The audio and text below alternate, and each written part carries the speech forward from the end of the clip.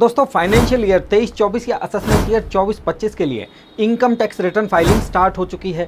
Salaried person को ITR file करने के लिए 8 डॉक्यूमेंट की रिक्वायरमेंट हो सकती है। इनमें से 8वां डॉक्यूमेंट बहुत ज़्यादा इंपॉर्टेंट है। अगर आपने उसे मैच नहीं किया तो नोटिस आना पक्का है। वीडियो बहुत छोटी सी है, इसलिए एंड तक जरूर सुने। मैंने इस वीडियो के अंदर सिर्फ टू द पॉइंट इंफॉर्मेशन दी है और टू द पॉइंट ही बातें की हैं। इसलिए आप इन सभी 8 डॉक्यूमेंट की चेकलिस्ट बनाकर उन्हें कलेक्ट करें, उसके बाद ही अपनी इनकम टैक्स रिटर्न फाइल करें। डॉक्यूमेंट को कलेक्ट करना इसलिए भी ज़रूरी हो गया है क्योंकि आजकल इनकम टैक्स डिपार्टमेंट के पास आपकी सभी फाइनेंशियल इन्फॉर्मेशन अवेलेबल होती हैं और ऐसे में अगर आपकी आईटीआर की इन्फॉर्मेशन सही नहीं हुई या आपने कोई इन्फॉर्मेशन हाइड कर दी कि किसी को पता नहीं चलेगा तो फिर भगवान ही मालिक है। तो अब देर ना करते हुए चलिए वीडियो को स्टार्ट करते हैं और यानी आज के टॉपिक को स्टार्ट करते हैं। अगर आपको ये वीडियो पसंद आए तो इस वीडियो को शेयर करें और आपके अपने इस चैनल को सब्सक्राइब भी जरूर कर लें। दोस्तों वो 8 डॉक्यूमेंट कौन से हैं जो आईटीआर फाइलिंग करते समय जरूरी होते हैं। नंबर 1, सैलरी सर्टिफिकेट या फॉर्म 16। फॉर्म 16 में आपकी total salary, standard deduction, investment, taxable और टैक्स फ्री अलाउंसेज और इसके अलावा बहुत सारी इंफॉर्मेशन होती है।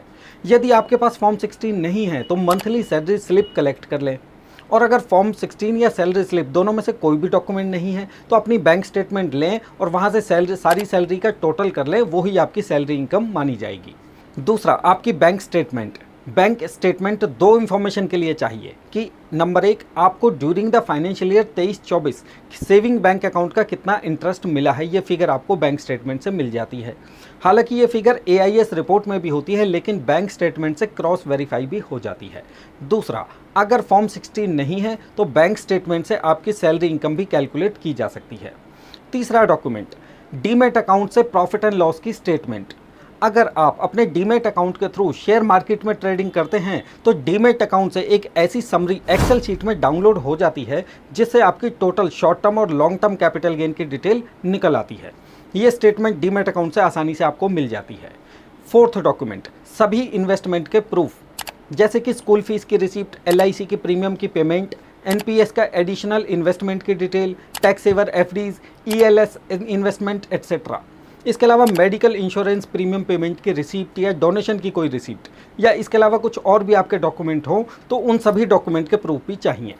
5वां डॉक्यूमेंट, अगर कोई होम लोन चल रहा है तो बैंक से फाइनेंशियल ईयर 23-24 के लिए इंटरेस्ट सर्टिफिकेट चाहिए। इंटरेस्ट सर्टिफिकेट एक लीगल डॉक्यूमेंट है और इस सर्टिफिकेट से इंटरेस्ट और principal paid during the year की फिगर भी मिल जाती है। इनकम टैक्स में होम लोन की इंटरेस्ट की 2 लाख रुपए की डिडक्शन और प्रिंसिपल की 1,50,000 रुपये की डिडक्शन इसी सर्टिफिकेट के थ्रू क्लेम होती है, इसलिए यह सर्टिफिकेट कंपलसरी है। 6वां document, property sale purchase transaction के डॉक्यूमेंट। अगर फाइनेंशियल ईयर 23-24 में कोई रेजिडेंशियल या कॉमर्शियल प्रॉपर्टी की सेल परचेज की ट्रांजैक्शन आपने की है तो उस सेल और परचेज दोनों की रजिस्ट्री की कॉपी आईटीआर फाइलिंग के लिए जरूरी है, सो गेट देम कलेक्टेड। 7वां डॉक्यूमेंट, TDS सर्टिफिकेट। बैंक और पोस्ट ऑफिस से TDS सर्टिफिकेट्स कलेक्ट करें, इन्हें फॉर्म 16A भी कहते हैं। देखिए, सैलरी सर्टिफिकेट को फॉर्म 16 कहते हैं और सैलरी के अलावा किसी भी इनकम के लिए जो TDS सर्टिफिकेट होता है वो से फॉर्म 16A कहते हैं। अब लास्ट डॉक्यूमेंट की बात करते हैं, फॉर्म 26AS, AIS रिपोर्ट और TIS रिपोर्ट। अपनी टैक्स रिटर्न फाइल करने से पहले इन रिपोर्ट्स को इनकम टैक्स पोर्टल से आप डाउनलोड जरूर करें क्योंकि ये रिपोर्ट्स आपकी इनकम टैक्स रिटर्न की लाइफलाइन हैं। सबसे पहले अपने इनकम के रिकॉर्ड को इन रिपोर्ट से मैच करें और अगर कहीं आपको गड़बड़ मिले या कोई डाटा मिसमैच मिले तो पहले उस डाटा को ठीक करें, उसके बाद ही आप अपनी इनकम टैक्स रिटर्न फाइल करें। अब इस डाटा को आप कैसे ठीक करेंगे, इसके लिए हमारे चैनल पर आपको ये वाली वीडियो आपको मिल जाएगी, लिंक मैं डिस्क्रिप्शन में दे दूंगा। आजकल डिपार्टमेंट ने ऐसा सिस्टम बना दिया है कि ऐसी करेक्शन आप कर सकते हो और अगर आपने रिटर्न भरने से पहले इन मिसमैच को ठीक नहीं किया तो नोटिस के लिए तैयार रहना। ये 8th डॉक्यूमेंट मोस्ट इंपॉर्टेंट है। इसके अलावा कुछ बेसिक चीज़ें चाहिए जैसे आपका मोबाइल नंबर, आपकी ईमेल, पैन कार्ड, आधार कार्ड की भी ज़रूरत होती है।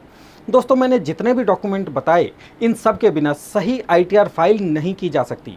सो मुझे और मेरी बातों को फॉलो करें, मेरी वीडियोज़ देखते रहें। मिलते हैं अगली वीडियो में। नमस्ते।